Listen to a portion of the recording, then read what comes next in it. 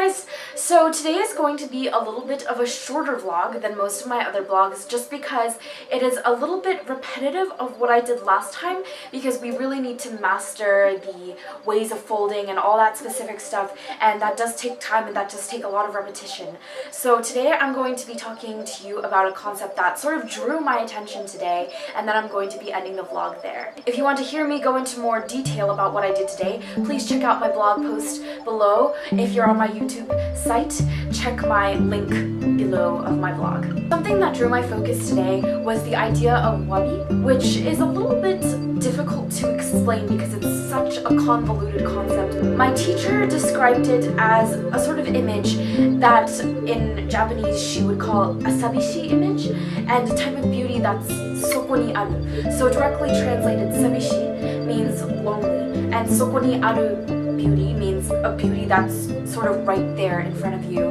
And I'll try to explain that to you guys with the image that she used. Imagine two gardens, and one garden is filled with beautiful, vibrant, fragrant flowers and is very clearly, visually, aesthetically, obviously beautiful. And there's that kind of beauty. And then the wabi kind of beauty is more of this other garden where it doesn't really have a lot of flowers. It's kind of just dark and dull. There's a little bit moss here and there, but it's still beautiful in that simplicity and in that emptiness, which is again reminiscent of what I talked about in my very first vlog about what Sen-no-rikyu encouraged.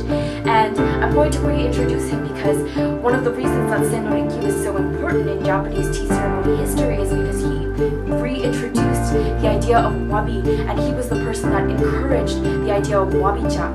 So before Sen-no-rikyu, like I told you before, but I'm going to tell you again, the tea ceremony was very glamorized. People were focused on collecting Japanese tea ceremony tools that were extremely expensive or had extremely high quality, and there was even someone who built a tea room built out of gold. Extravagance, you know, that's what they were focused on. And Sen-no-rikyu took that all away, and he designed his own tea room, his own simple, empty tea room, and he brought back the idea of wabi. And wabi is something that is different to every person. You know, my dad actually explained it in a different way. He explained it in terms of Japanese paintings. Japanese paintings are famous, you know, for not only having their subject content, but also having a lot of negative space. So if any of you guys have ever seen ukiyo-e, I'll show one of the most famous examples of ukiyo-e here. As you can see, there's a lot of empty space where there's nothing in it.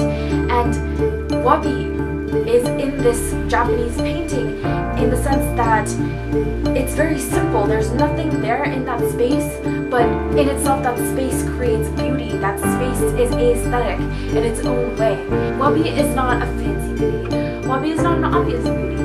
Wabi is a very simple, just kind of right there beauty that maybe you see every day, and kind of what artists are sort of told to see more. Just take the simple things that you see every day, and really realize how beautiful they are in their structure, in their color, in their simplicity. This is where I'm going to end the vlog today. If you guys, again, want to see more detail about what happened today, check out my blog post. So I will see you next time. Bye!